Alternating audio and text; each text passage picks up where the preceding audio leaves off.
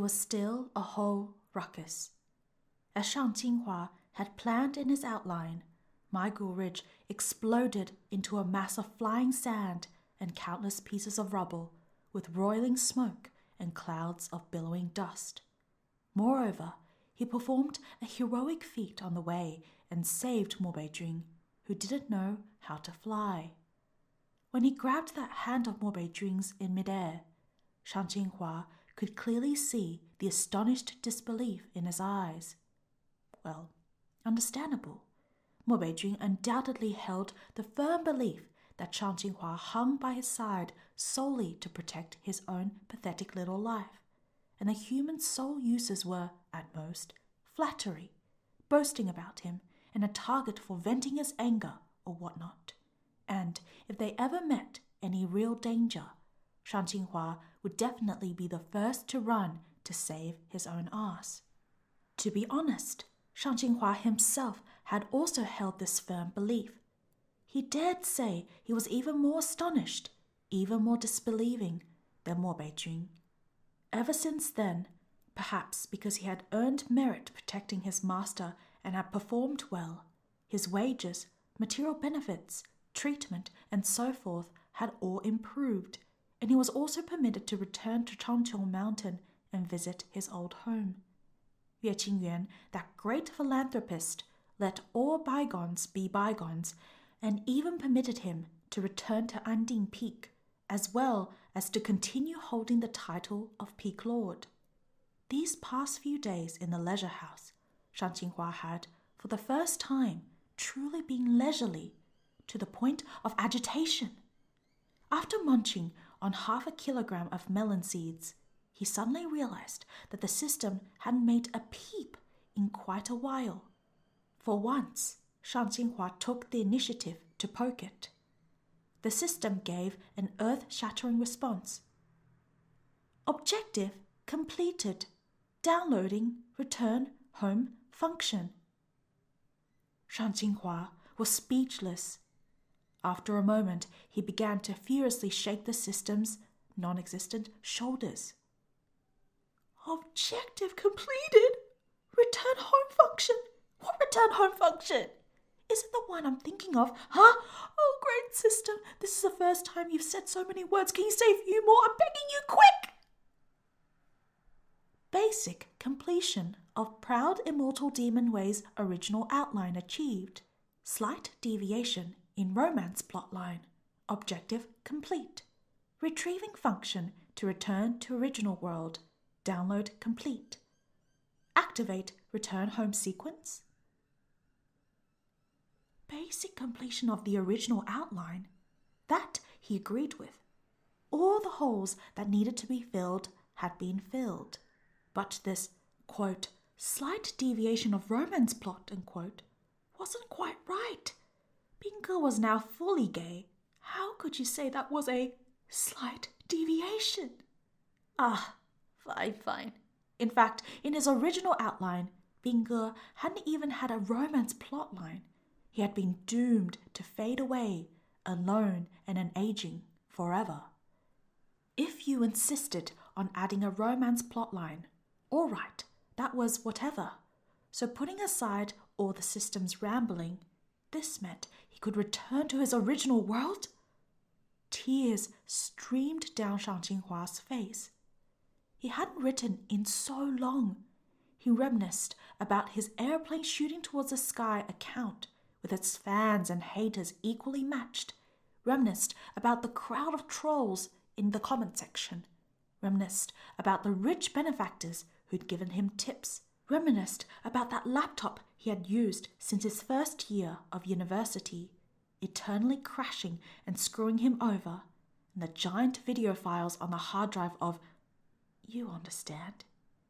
And then there was the spectacular pile of boxes and boxes of instant noodles behind his swivel chair, the newest flavor of which he hadn't yet gotten the chance to taste even after buying it at wholesale price. A dialog box popped up from the system. Function download complete. Activate? 2 different colored buttons followed. One said, yes. The other one? Maybe next time. Shang Jinhua had a powerful urge to press the red button on the left that said yes. But something stopped his hand. As it happened, he didn't really have any family on the other side. His parents had divorced early, each going their separate ways, and they had both made all new families for themselves long ago. He occasionally got together with them for a meal, but no matter which side it was, he regularly felt that his presence was extremely obtrusive. As he politely picked up food and politely gave them subservient smiles, the meals would have been even more formal than they would have been if he were eating with real strangers.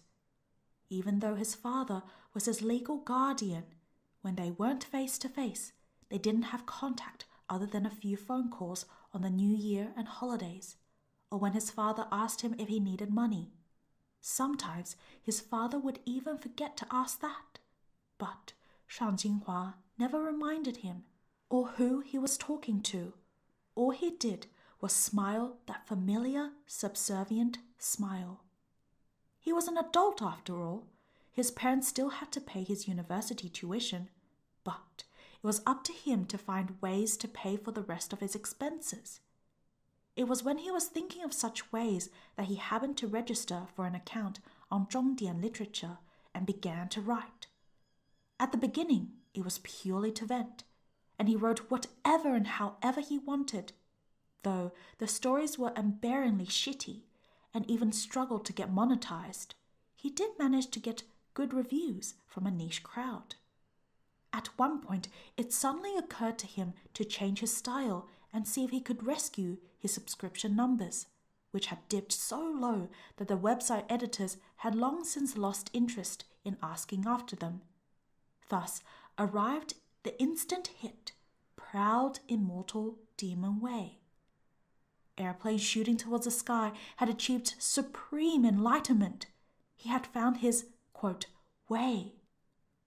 The more he wrote, the more of a shut-in he became, and the more of a shut-in he became, the more he wrote.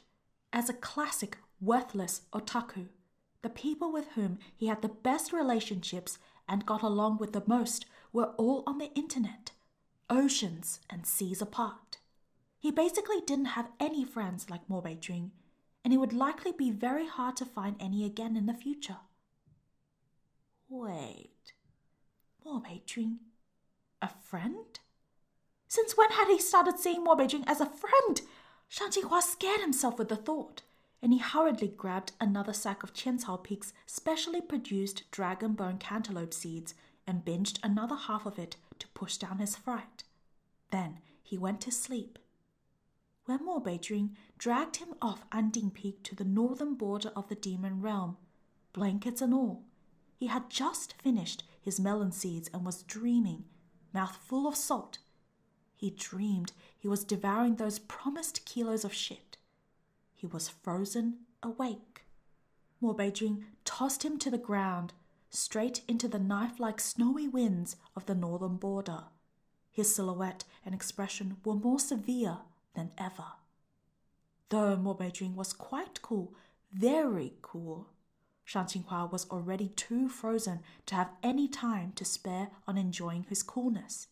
His tongue started icing over as soon as he opened his mouth to grovel, so he obediently shut his lips and started to crawl upright while shivering, wrapped in his blankets. An icy fortress rose from the ground ahead. Mo Beijing set off toward it without a word, and Shang Jinhua hurried to follow. The fortress doors, laid from blocks of ice, rumbled open and closed. They met not a single person all the way down the long, deep flight of stairs until they approached a sleeping chamber where a few guards and demon maids stood, not daring to make a sound. Shang Jinhua peeked at Mo Beijing's face. Though he was as haughty and aloof as usual, he looked somewhat more solemn than was typical. He couldn't resist the urge to ask, my king, how long will we be standing here? Mo Beijing didn't move his head, but his eyes turned towards Shang Jinhua. 7 days. 上进华 was nearly knocked flat by this information. Whatever. He was very possibly right about to return home to continue shooting his aeroplane. He figured he might as well use these 7 days to properly bid his farewells. After all, once he returned, there would be no one to beat him up all the time or order him around like a beast of burden to wash clothes, fold blankets, serve tea, and carry water. After standing there for a while, he felt colder and colder. The Morbei clan's territory really wasn't suited for humans. 上进华 jumped up and down in place to avoid being frozen alive into an ice statue. Morbei Jun looked at him, a smile seeming to flash through his eyes. He reached out and pinched one of 上进华's fingers. Quiet, he said. It was like all the chill in his body was sucked away via this point of contact. 上进华 felt the cold was still cold, but it was no longer intolerable.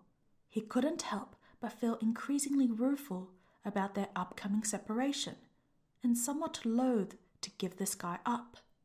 Come to think of it, even though Morbei Jun had a bit of a bad temper, was a bit bad at life skills, was a bit pampered and spoiled, and liked to beat people up a bit too much, he wasn't too bad to 上进华. Especially at this point. His benefits weren't bad, and his salary wasn't bad either. Though the beatings remained a common occurrence, only Morbei Jun was allowed to beat him up. No one else was permitted to lay a finger on him. In addition, recently, Morbei Jun hadn't beaten him up very much at all. 上进华 was growing concerned about his twisted standards as to what constituted a fortunate lifestyle.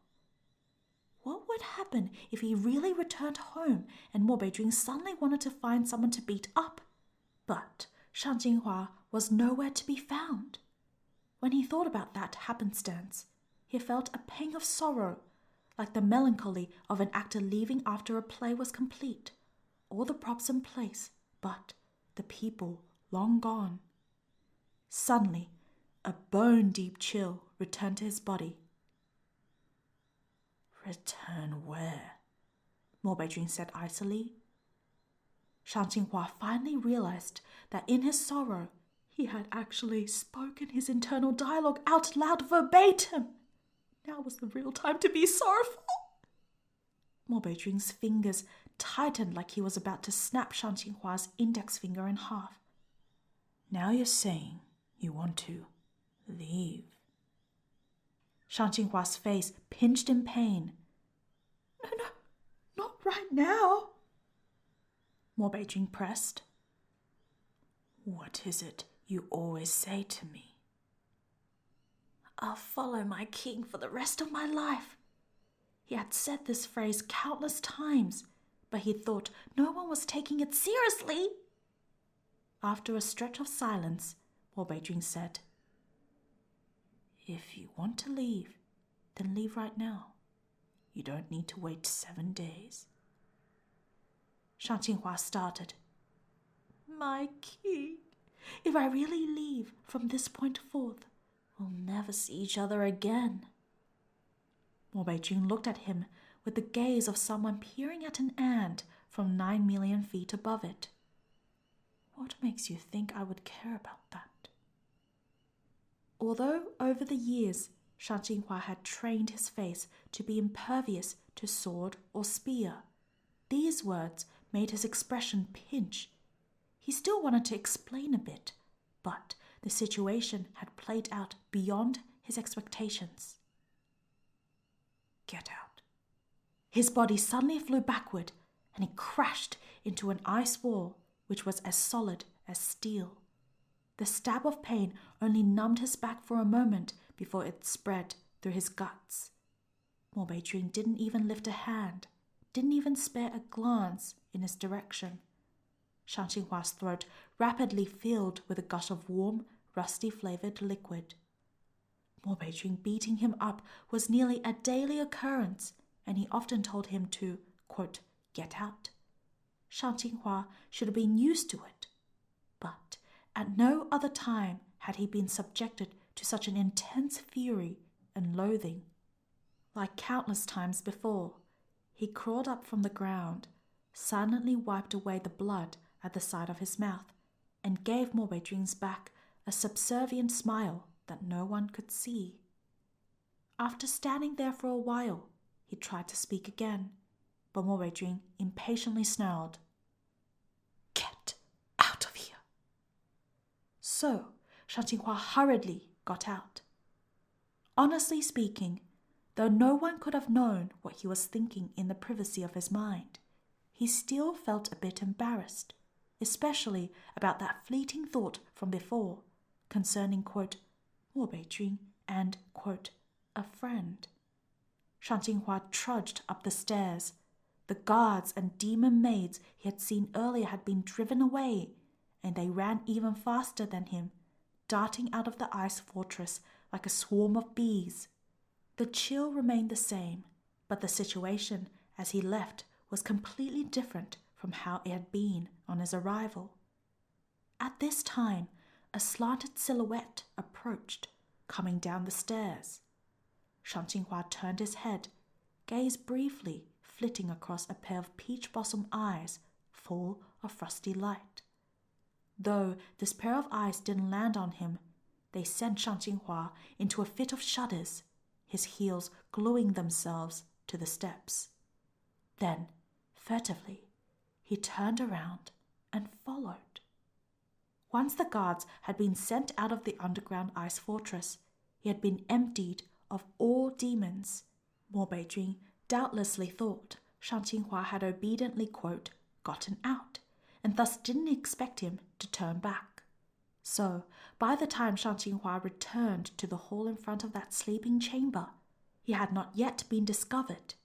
He stopped there and shimmied up a pillar so giant it could be encircled by 3 people, onto the ceiling rafters, and found a spot from which he definitely wouldn't be seen, where he sat down.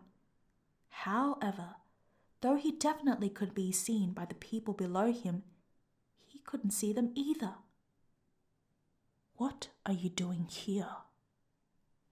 Mo Beijing asked in his cold and placid voice. He sounded like he was forcibly suppressing his anger. The next voice was that of an unfamiliar young man who spoke with a smile in his tone. "My nephew is ascending to the throne. I came for a cup of celebratory wine. Is there something unacceptable about that?" "What celebratory wine is there to drink?" "After these 7 days, you'll be the real Mo Beijing. Isn't that something worth celebrating?" Shan Qinghua knew both who this was and which plot arc delayed, after the original plot had been thrown into disarray, was now unfolding. Oh shit! Mo Beijing's in trouble. This uninvited guest was Mo Beijing's uncle, Lin Guanjun, and the one who lay in the sleeping chambers ahead was, without a doubt, the father whom Mo Beijing had seen only a handful of times since his birth, his body, that was. According to the original outline, after the reigning head of each generation of the Morbei clan died, they passed 7/10 of their martial aspect to their next generation's successor. Mo Beijing was at an extremely critical juncture. But, as Shan Qinghua had written in the original work, Lin Guanjun was using this precise occasion, the most critical and final day on which Mo Beijing was digesting the martial aspect, to launch a sneak attack. Because Mo Beijing had been lawfully determined to be the first in line of succession, Lin Guanjun had no claim to the martial aspect, and stealing it outright would have been useless. Illegal was illegal. The ancestral lines wouldn't acknowledge him. However, if Mo Beijing died after he officially ascended to the throne, Lin Guanjun would be the only remaining descendant of the Morbei bloodline. So, when that scheduled time came, the recipient of the 7/10 of the martial aspect couldn't just kick back and relax. In the original work, Bingge was by Mo Beijun's side during this, acting the part of the wolf in sheep's clothing and lending him a hand along the way, then undercutting the Morbei clan after Mo Beijun ascended to the throne, as was only to be expected. But now Bingge had hard off to shamelessly torment his Shizun. Come on, how could he have the time to bother with this? So the person Mo Beijun had brought to help him was Shang Jinghua's useless ass self. Shang Jinghua despairingly pulled his own hair. My qíyù, why would you bring me for?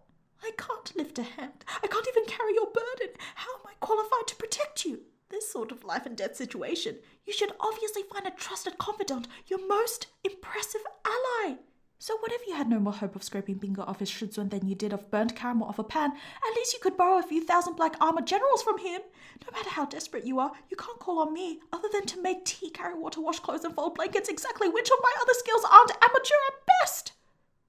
Without the aid of the inextinguishable halo and plot armor Shang Jinghua had personally bestowed upon the male protagonist, at that fatal moment in 7 days, Mo Beijun would.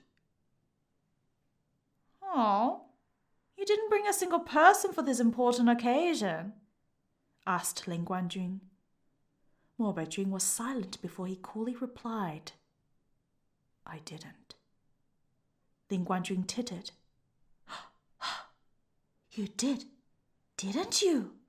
I saw. When I arrived, I encountered someone walking out. It was that Anding Peak Lord who said to follow you. How did he anger you? You'd been beaten into such a state, and here I'd heard those rumors had me thinking your temper had changed for the better. For a long time, no one spoke. Your uncle's only asking. Why are you looking at me with such an antagonistic expression? Ling Guanjun's voice was all smiles again. I want you to leave, Mo Beijun said bluntly. You're hurting this demon's feelings. Unfortunately, our clan has no rule to prevent others from observing the succession ceremony. What's more, I'm your father's younger brother. If not for you, the one standing here today for the inheritance would certainly be me. Mo Beijun seemed to know he wouldn't be able to drive Ling Guanjun away, and he said no more on the topic. Ling Guanjun, on the other hand, was immensely pleased with himself. He didn't check his mirth in the slightest. You're all grown up, and you're going to be a lord now. You really have changed. You were so much cuter when you were young. At these familiar lines, Shang Jinghua anxiously wiped the sweat off his forehead, feeling a bit ashamed that he had written such a shameless character.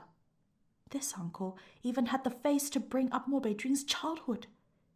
Mo Beijun had lost his mother very young, and the person to whom he had most closely stuck in his youth was precisely this youngest uncle, who wasn't much older than him. However, because of some conflicts and emotional disputes between the older generation of brothers, Ling Guanjun hadn't been able to begin liking this nephew of his. One time, when the other demons weren't paying attention, Ling Guanjun had coaxed this obedient little nephew out the gate and thrown him into the human realm. He let a mob of cultivator thugs give chase to the little demon, who hadn't understood a thing and lost his head out of fear, falling every few steps as he fled. Those thugs had frantically hunted him down for days and days. At the time, developmentally speaking, Mo Beijun had been roughly equivalent to a human 4-year-old child. If, after about 10 days, his dad hadn't suddenly realized that his son hadn't been following his younger brother around for quite some time and hadn't casually made a few inquiries, Mo Beijun might have been locked up in the Huanghua Palace water prison until he simply died of fright.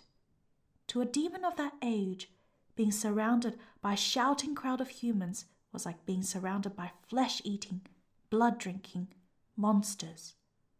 Imagine a human 4-year-old child getting captured and imprisoned in a nest of demons. Their reactions would be about the same. The former Mo-Bei-Jun's head was as empty as a basin, where the, quote, basin was that of the Sichuan basin. Either way, his son was stolen back in the end, more scared than hurt, and certainly not dead, so he didn't really pay the incident much mind. He scolded his brother a bit, then told them to keep, quote, get along well in the future. After Mo-Bei-Jun was retrieved, messy-haired and dirt-faced, he never again spoke to his formerly favorite uncle. As his age increased, he grew more and more severe until he was, in the end, unwilling to speak to anyone and held a deep abhorrence for any kind of betrayal. As Shang Jinhua mentally reviewed the melodramatic backstory of the aloof young lord he had fabricated, he also did some self-reflection. He mainly reflected on whether the demon's cold and apathetic nature, which he had himself established, had been too inhuman. Secondly, he reflected on why he hadn't just added in a world-building line like, quote, no idle witnesses are permitted to be present at the succession ceremony, not even direct relations, unquote. If only he'd done that, Mo-Bei-Jun wouldn't have to be keeping watch beside his father's body and waiting for the time of inheritance, unable to leave, but without good reason to drive away Lin Guanjun. Reflecting on one hand while trembling with fear on the other, Shang Jinhua passed 7 whole days until finally the last arrived. After the 7 days of observance, it was time for Mo-Bei-Jun to officially inherit the martial aspect. He had very wisely yet to move and begin the transfer. However, he would need to begin sooner or later. Huh? What is it? Why did you hesitate? Because you're standing right there. Ah, could it be you are afraid I'll strike you unawares? How could I? I'm your uncle after all. Mo-Bei, you have to hurry. If you don't start now, you'll miss the opportunity. There won't be another chance to salvage it. You don't need me to remind you of that, do you? If he didn't begin immediately, the martial aspect would naturally dissipate, like a giant inheritance drifting away on the wind. But if he did begin immediately, Lin Guanjun would still be standing there like a tiger watching its prey, unquestionably harboring ill intent. Mo-Bei-Jun's current situation afforded neither room to advance nor room to retreat. Everything was playing out like it had in the original. It was just that they were down an invincible Bing brother and up a useless ass Hua brother.